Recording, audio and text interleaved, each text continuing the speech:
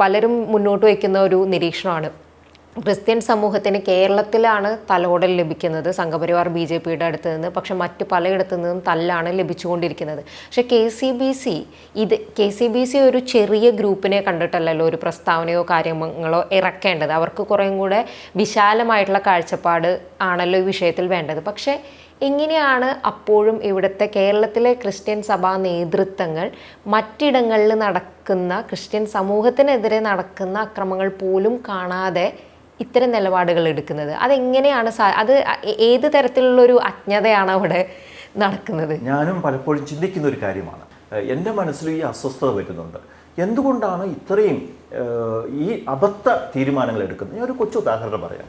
ഈ വഖഫ് ബില്ലിനെ അനുകൂലിക്കണം എന്ന് പറഞ്ഞുകൊണ്ട് ലെറ്ററാണ് ഇറക്കിയത്. അതൊരു ഡോക്യുമെൻ്റാണ്, ഒരു ഹിസ്റ്റോറിക്കൽ ഡോക്യുമെൻ്റാണ്, നമ്മുടെ പാർലമെൻറ്റിൽ എത്തിയൊരു ഡോക്യുമെൻ്റാണ്. ഈ വഖഫ് ബില്ലിനെ അംഗീകരിക്കണമെന്ന് പറഞ്ഞുകൊണ്ട് നമ്മൾ ലെറ്റർ വിട്ടാൽ ആ വഖഫ് ബില്ലിലുള്ള കാര്യങ്ങളെല്ലാം നമ്മൾ അംഗീകരിക്കുന്നു എന്നാണ് അർത്ഥം. ഈ വഖഫ് ബില്ലിൽ ആർട്ടിക്കിൾ 26, 25, 26, 29, അതുപോലെ തന്നെ ആർട്ടിക്കിൾ 14, ഈ 4 ഭരണഘടനാ അവകാശങ്ങളെ, ഫണ്ടമെൻ്റൽ റൈറ്റുകളെ ഹനിക്കുന്ന കാര്യങ്ങളുണ്ട് അതിൽ. അതിൻ്റെ അകത്ത് പറഞ്ഞിരിക്കുകയാണ്. ഇന്നിപ്പോൾ അതെല്ലാം സുപ്രീം കോടതി ചോദ്യം ചെയ്തു.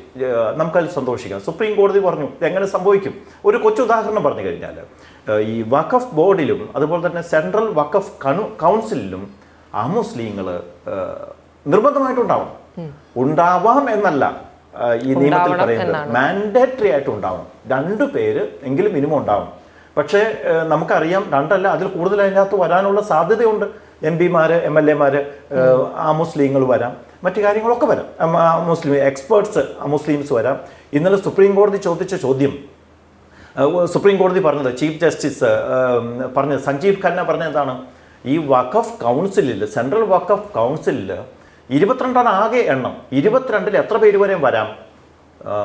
8 പേരൊഴിച്ച് ബാക്കി എല്ലാവരും അമുസ്ലിംസ് വരാം. അപ്പം ഞാൻ പറഞ്ഞു വന്ന ഇതുപോലെയുള്ള മതവിരുദ്ധമായിട്ടുള്ള നിയമത്തെ ഈ സഭാപിതാക്കന്മാർ അനുകൂലിച്ചത് വഴി നാളെ ഒരു ചർച്ച് ബോർഡ് ബില്ല് വന്നാൽ, ഇതേ നിയമങ്ങൾ, ഇതേ ക്ലോസുകൾ വെച്ച് ഒരു ബില്ല് വന്നാൽ പിതാക്കന്മാർക്ക് പിന്നെ നോ പറയാൻ പറ്റുമോ?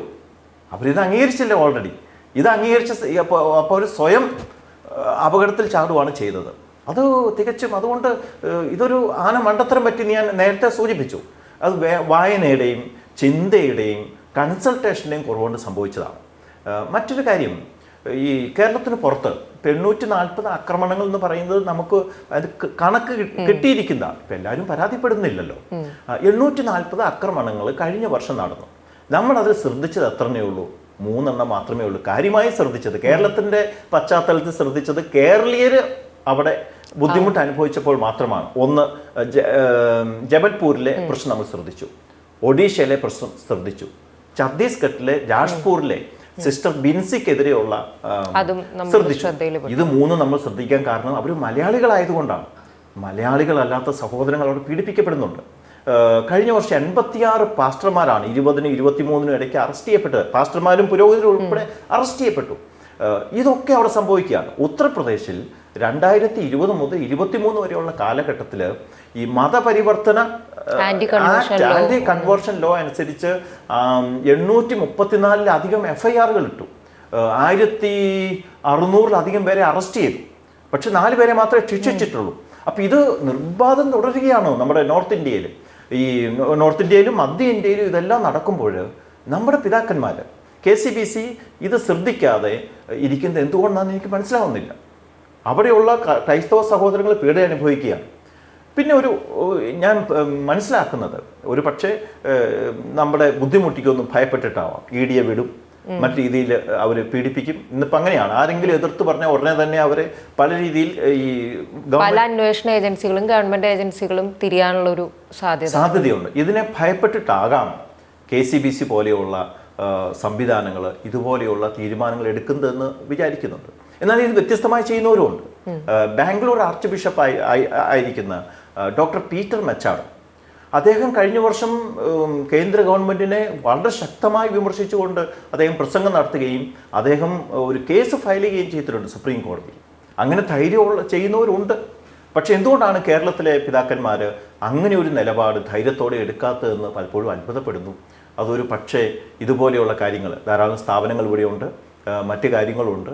ഇവിടെയെല്ലാം ഈ അന്വേഷണ ഏജൻസികളെ കൊണ്ട് ബുദ്ധിമുട്ടിക്കുമോ എന്ന് പേടിച്ചിട്ടാകാം. പക്ഷെ ഇങ്ങനെയല്ല ക്രിസ്തു ശിഷ്യന്മാർ നിലപാട് എടുക്കേണ്ടത്.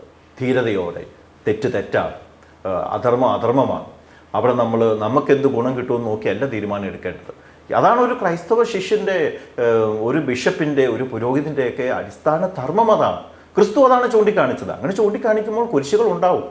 അങ്ങനെ ചൂണ്ടിക്കാണിക്കുമ്പോൾ നമുക്ക് വേദന സഹിക്കേണ്ടി വരും. പക്ഷേ കുറച്ച് നാൾ കഴിയുമ്പോഴത്തേനും ചരിത്രം നമ്മളെപ്പറ്റി പറയും. എന്താ പറയുക? അന്ന് ആ പ്രതിസന്ധിയുടെ സമയത്ത് ഉറച്ചു നിന്നവർ.